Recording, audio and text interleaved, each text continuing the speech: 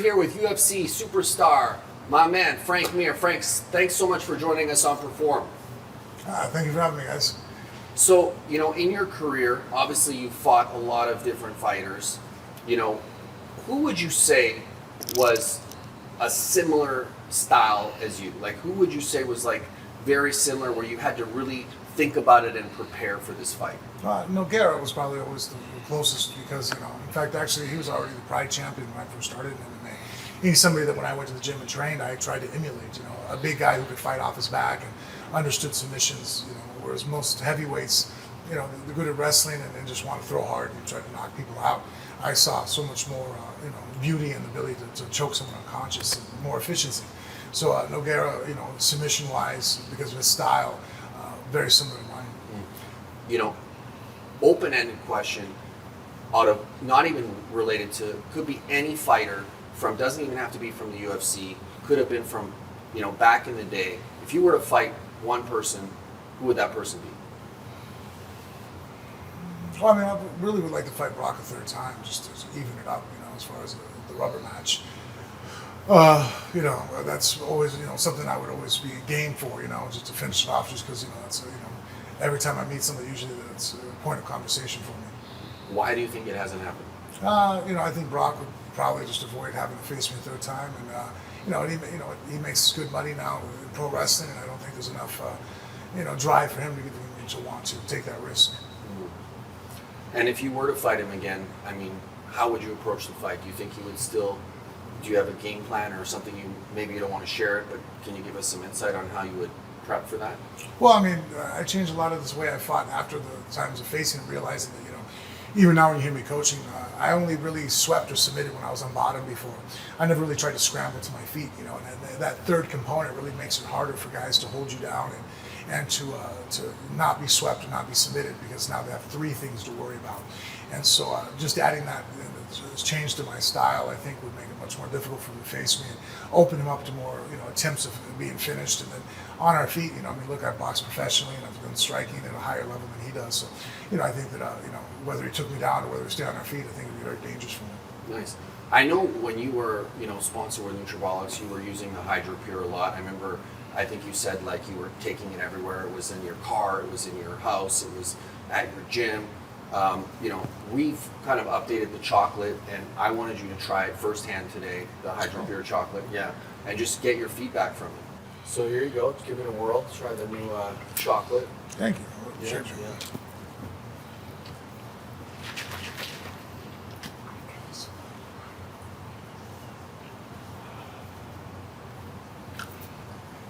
Yeah, it's excellent. Good, yeah. And Shakes up on too, that's always a bonus. yeah. I hate when they're just so clumpy and you can't shake them. Oh, for sure. So what's the biggest difference between hydrolyzed whey and whey isolate?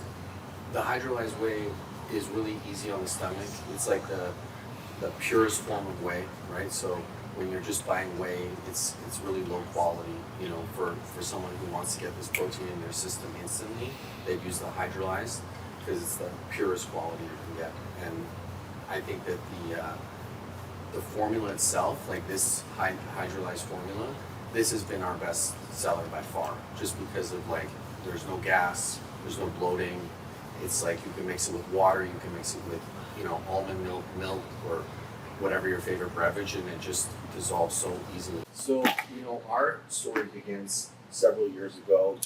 You were with Nutrabolics, obviously. You came onto the brand. Tell us a little bit about, that era, for MMA, the time we were fighting. Give us some background about that.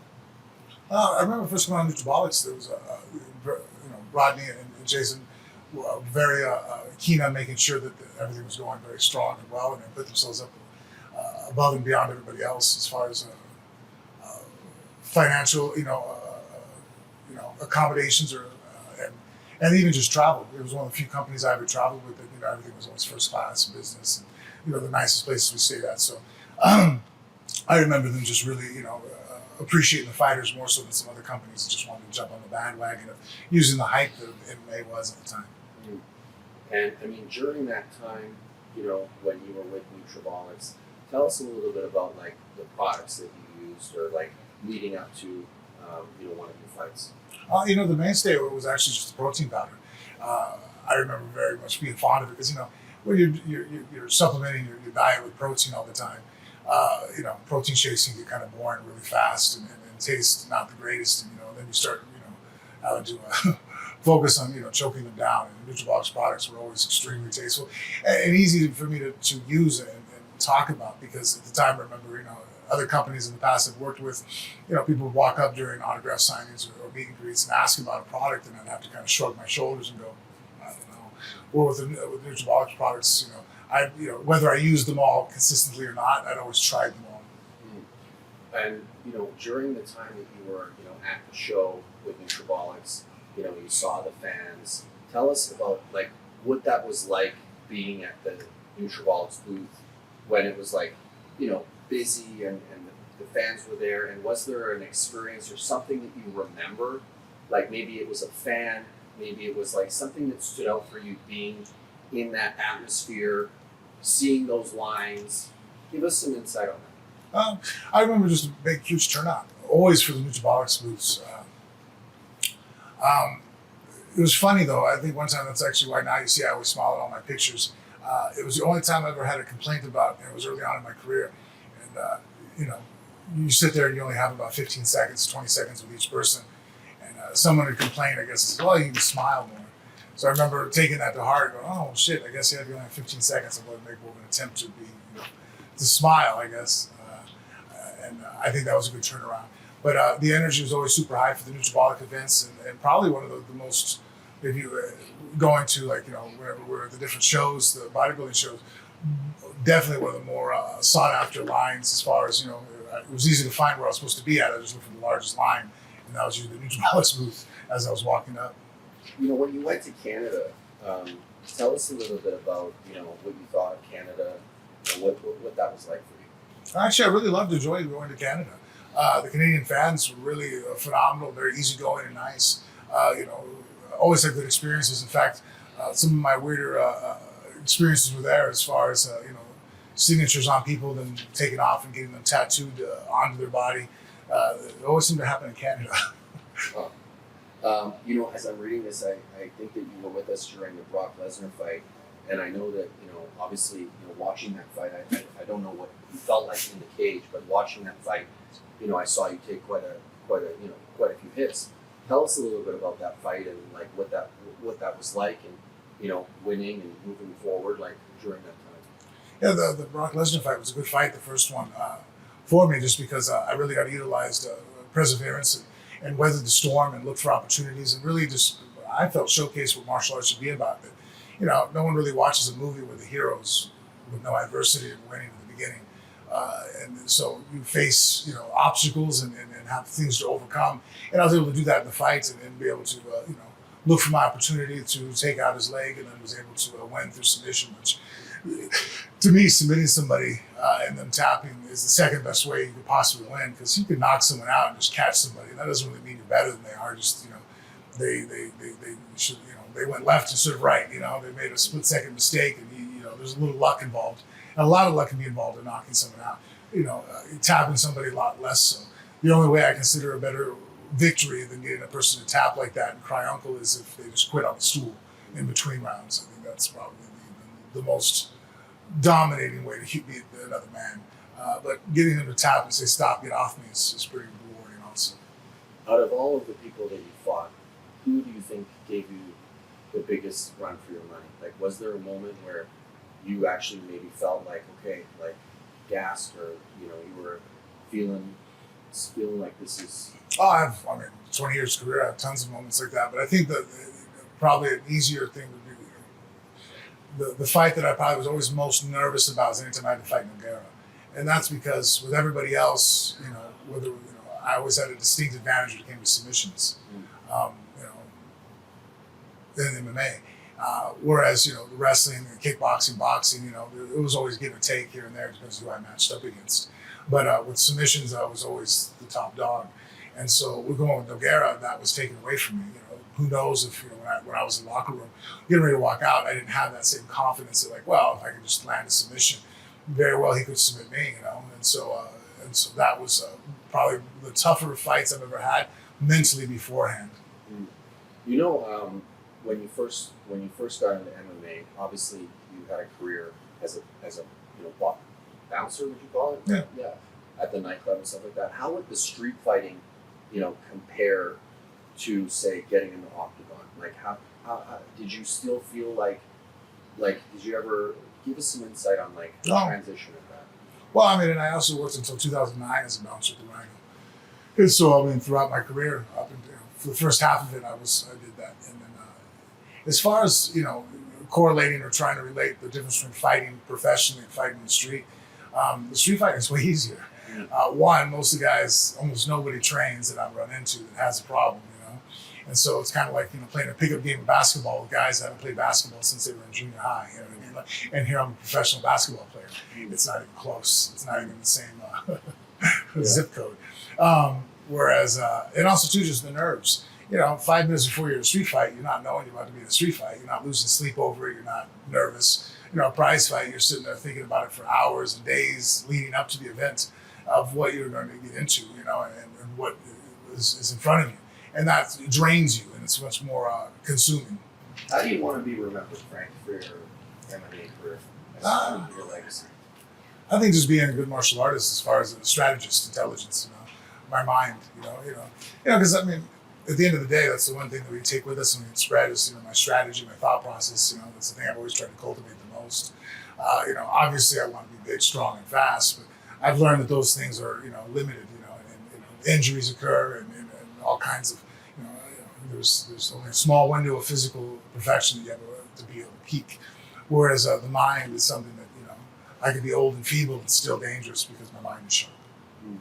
Now, where you're at in your career, what does it look like for you in the next 5 years? What do you hope to coaching? Where are you looking to go? Well, no, I'm transitioning much more into coaching right now. I'm trying to be on that aspect of that, side of the cage now, and trying to, be a part of the world of martial arts. But really, it's just my daughter now becoming a professional fighter, and her career taking off. I'm going to be sitting more in the back seat as help guide her, and all the things that I could have done differently or all the things I did well, give to her, and then on top of that, just as far as me as a fighter, I probably want to fight one more time. Actually, that's where I'm going right now. It's going down to Colombia to go do some stem cells, to kind of revamp my body a little bit after having my neck fused back in December.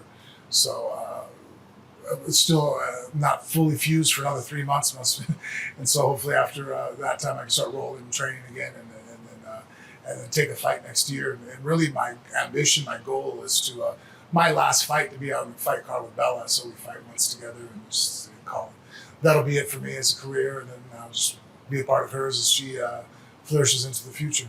Nice. How old was she when you got her, going and when? Not only how old was she, but when did you really see this talent that everybody's seeing now? Like, when was it when you were like, oh my God, like my daughter is. Well, all the kids, my sons and daughter, everybody, even as babies, I've always told my wife that, that I didn't want them to be professional fighters. I think fighting is like music, right? Like martial arts is like music. Yeah. No one's going to deny that, learning an instrument or training with a musical, prowess or, instruction is not good for you. It's good for the brain. It's good for, creativity, all these different aspects of the mind. But if I told you you're going to drop out of college to go become a professional band, a musician, most parents probably freak out, and that's how I look at professional fighting. Martial arts is a way of life, and I want all my children to do it because it's, it's critical thinking, it's problem-solving skill, it's self-confidence, it's self-awareness, all these things that come with being a good martial artist that you train, and then at the end of the day, you're walking in there and you're battling against other people, and you're testing yourself and seeing what you're made out of. And then, instead of everybody else that sits at home and goes, yeah, I would do this or I would do that, you don't know.